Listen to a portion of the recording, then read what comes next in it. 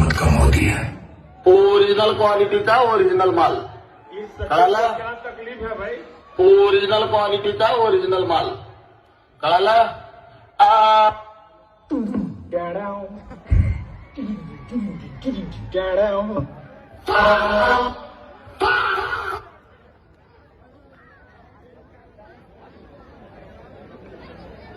पर ढगाला लागली खळ पाणी थेंब थेंब गळ. Hello hello. हाँ मालिक। हाँ अरे मालिक वो थोड़ा सा गलती हो गई।